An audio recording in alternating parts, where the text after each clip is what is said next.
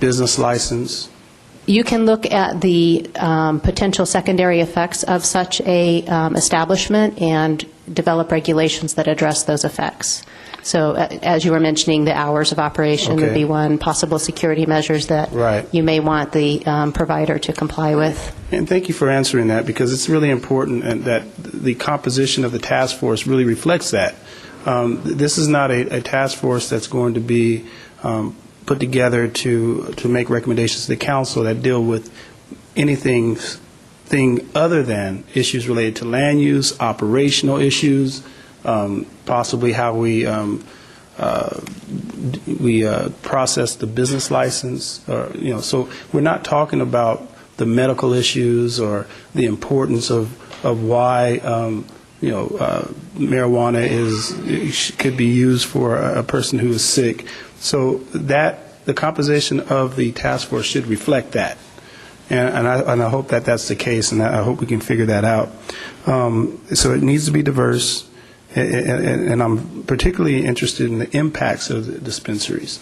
The final thing I will say, I have 10 seconds to say this, is that I would be supportive of a moratorium because it looks like we have plenty of them right now. We have plenty of marijuana dispensaries now, and I say that not to say that that they're not necessary or they can't be useful, but more so because if somebody wanted to get medical marijuana, they could get it right now, and so we have to be careful that we don't allow too many to become into play, and then when we do come up with some guidelines, all those other ones are grandfathered in. So I think we have enough for right now. We should have a moratorium, and we should really look for some recommendations, preliminary recommendations, within the next 3 months. Thank you, Councilmember Young. Councilmember DeMaio. Thank you. Irrespective of where you stand on this issue, voters in the state of California spoke and determined that we would allow patients and primary caregivers the ability to use medical marijuana. Voters decided that. And the Attorney General has promulgated guidelines. And those guidelines, I've read them, are very clear. You cannot profit from the development and the sale of medical marijuana. And it should only be for direct patients and primary caregivers. I look at the Reader, as someone noted, and you see pages and pages of advertisements of people who cannot possibly meet the standard of a primary caregiver. I empathize with people who suffer great pain because of illness and other afflictions. I watched my mother in her final days battle bone cancer, and she was prescribed Dilaudid and Dolafine, perhaps the strongest pain medications out there. And had she asked me for marijuana, I would have done everything in my power to get that to her,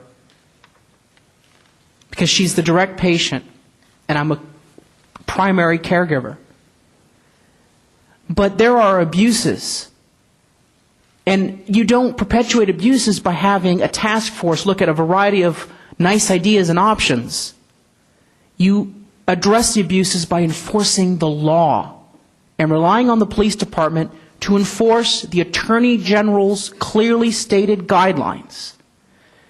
There's not a whole lot of subject of interpretation in these guidelines. Patient and primary caregiver can possess, can cultivate, can grow, either by themselves or in a cooperative with other primary caregivers and patients, marijuana, as long as they are not doing it for profit.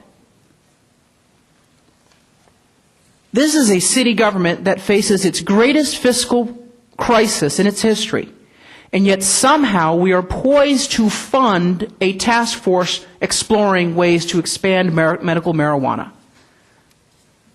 I believe that this is not just about poor policy, it's about poor priorities.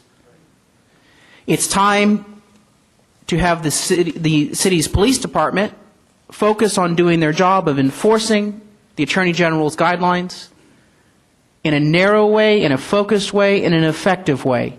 And if the City Council would like to have oversight hearings through the Public Safety and Neighborhood Services Committee, they can and they should do that. But to engage in a one-year fishing expedition where we look at expanding this program, when we don't even have money for very basic functions of our city government, it's not an idea that I can support today. Thank you. Councilmember Fry. Thank you. I think most of the speakers agreed that this issue needs to be discussed, and I think that's really what is going to be happening here. I don't think it's to expand anything. I think it's to define what can and cannot be done and where it can be done. There seems to be a great deal of unresolved issues as to where and how collectives can or cannot set up. There needs to be a legal definition that is very clear to all those concerned. And Ms. Eisman, Mr. Reyes, you're both saying the same thing. Give us some definitions. Give us a way to make sure that we are complying with the law and make sure that the people that are living in the communities in which these collectives may be present have a voice in where they're located and how many of them there are. And then follow the law. It's a very simple thing. I do not believe it's going to take a year. I think it'll take I think you can probably come back in 3 months and have some kind of report.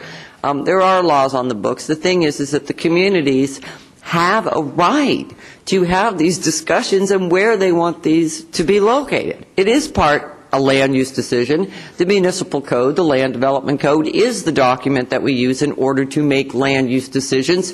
The community should be involved, and I think you can probably do it fairly quickly because it's not that much to do, except to get together and talk to one another. All the folks here today had some great ideas. I think it's doable. I applaud Councilmember Emerald. I think it's going to be a great thing. I think we can do it quickly. And I seconded the motion because I think the discussion needs to be held. It needs to be held in public. And we do need to have a task force. I don't think it's going to cost that much money. I think it's going to cost more money if we don't get this addressed. And we're going to have people coming here over and over again with specific issues in their individual communities. No one's going to know exactly how to regulate it. Let's just get it regulated, figure out how we're going to do it, and move on. And as I said, I'm glad that you're doing this, and I'm happy to support the motion. Thank you, Councilmember Fry. I'll conclude. A couple of things that struck me. First of all, thank you for everybody who came down on both sides. It seemed that we had a lot of agreement, believe it or not, on some of these items in terms of the need to have clear rules of the road. There aren't clear rules of the road, and we don't have everybody on the same page, and that's okay. That happens a lot. But I think you're hearing from this council and you hear from me that the ambiguity needs to be taken out of this. A couple of things that I wanted to hit on, but just while we're on the issue of timing in terms of a task force and getting folks together to help determine those rules, I can support. But I need to make sure, there's a couple of things, though, that, and I've met with many members of my community who are out here today, and I want to thank them for all of their efforts now and that will continue over the next couple of months. It seems to me that the issue of timing is one of the biggest issues that we heard today. Whether you were pro or con, I think both sides said, let's determine whether there's agreement or disagreement, and let's do that soon, and let's get to the heart of the matter. And I've heard some of my colleagues, Ms. Emerald also said she wanted to get right to it, and Ms. Fry suggested 90 days. I think one of the biggest issues is the concern that while things are being discussed, you will continue to see a proliferation of illegal operators. That's what's been occurring. It has to be occurring because we know there's more than 8 operators in the city of San Diego. That means that there's a lot of people operating illegally. And I will tell you that from that standpoint, there is a role for the San Diego Police Department for those that are not following the rules. But to that point on timing, because I think that it was important to me as well that the issues particularly